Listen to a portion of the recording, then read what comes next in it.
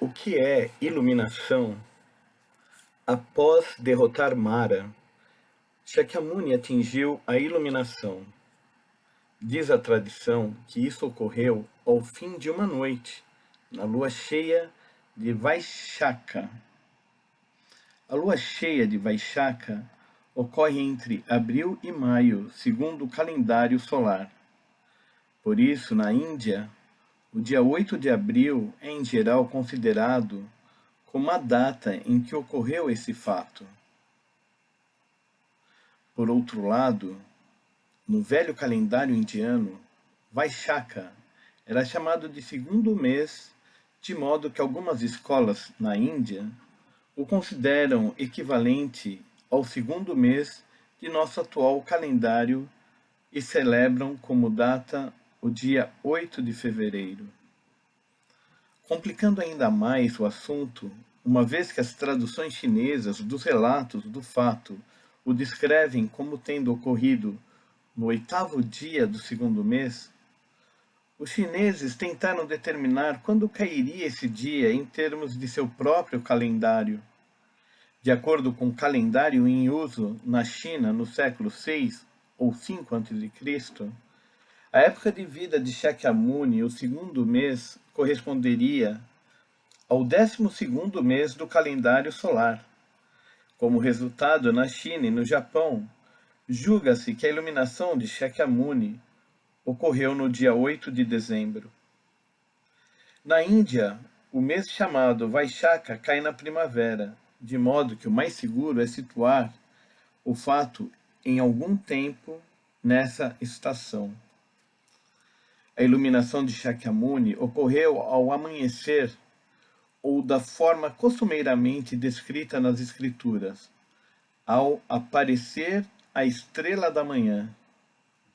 Sob a árvore Bodhi, ele permanecia mergulhado em profunda meditação enquanto a noite se escoava. Com a aproximação da aurora, o olho de sua sabedoria adquiriu uma sublime claridade e logo a estrela d'alva começou a brilhar. Ele sentiu sua vida desabrochar e, num relâmpago, discerniu a realidade final das coisas. Nesse momento de iluminação, ele se tornou um Buda e nasceu a fé budista, que estava destinada a produzir um impacto imensurável sobre a história da humanidade. O que foi exatamente esse estado ou condição de iluminação atingido por Shakyamuni? A pergunta é de difícil resposta.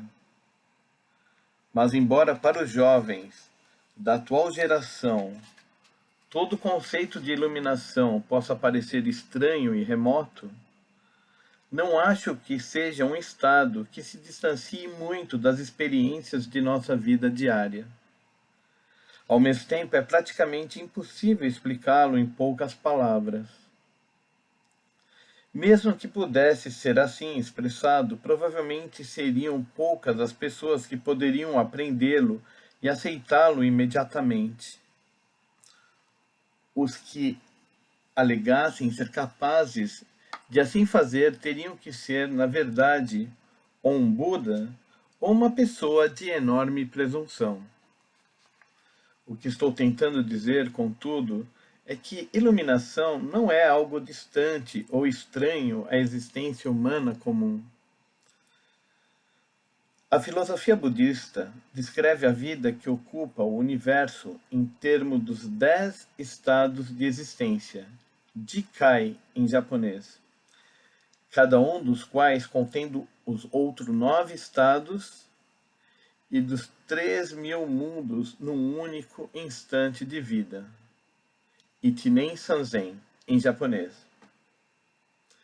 Mas diz também que exatamente o mesmo tipo de vida é encontrado na mente de todos os indivíduos.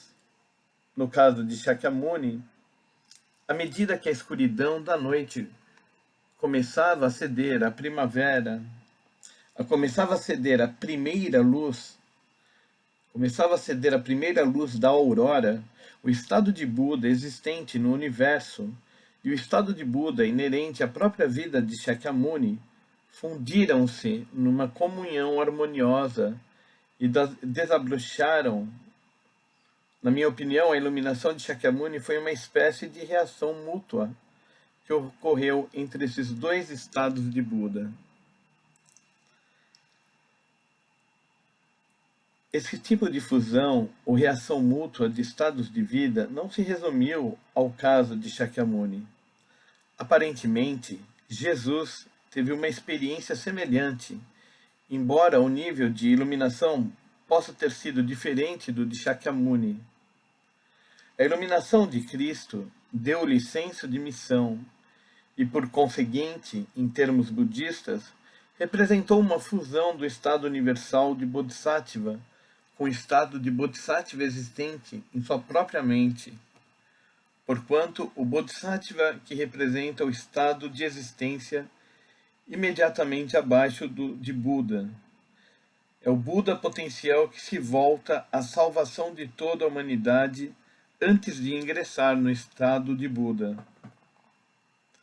Podemos ir mais além e dizer que muitos grandes pensadores e homens de gênio provavelmente experimentaram iluminação em um ou outro tipo.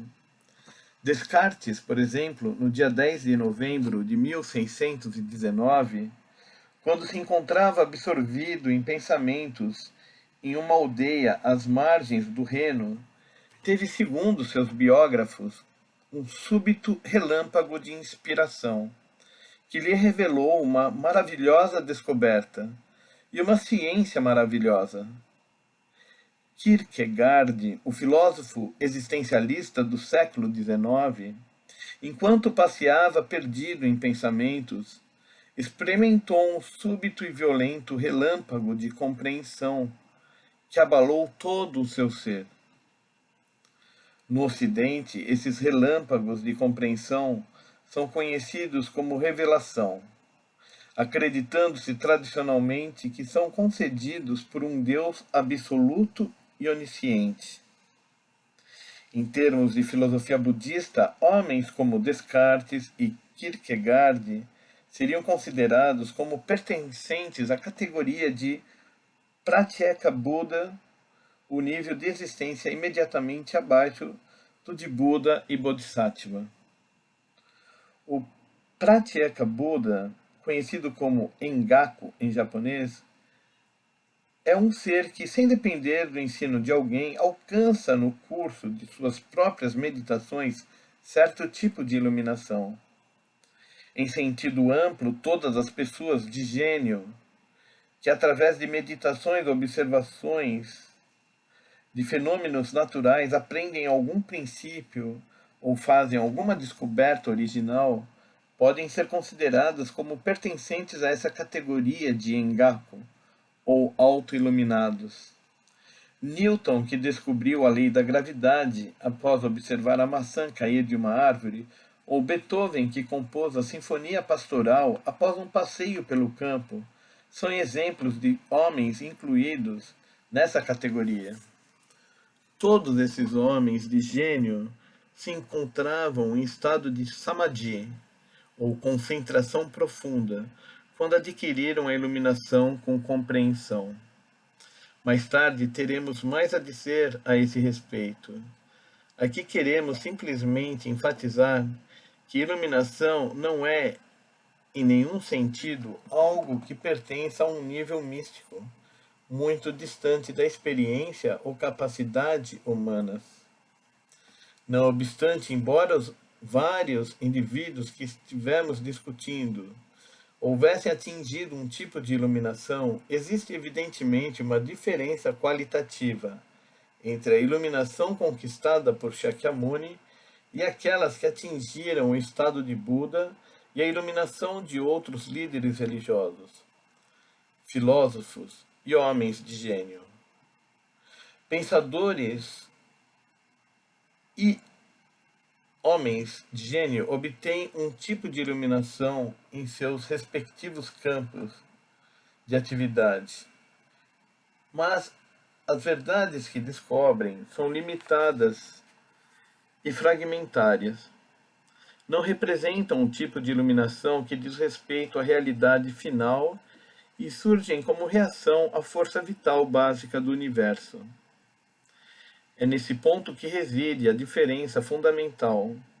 Por maiores que possam ser as verdades descobertas por pensadores e homens de gênio, elas não são universais profundas ou fundamentais o suficiente para poderem transformar o destino e o sofrimento do indivíduo que as apreende.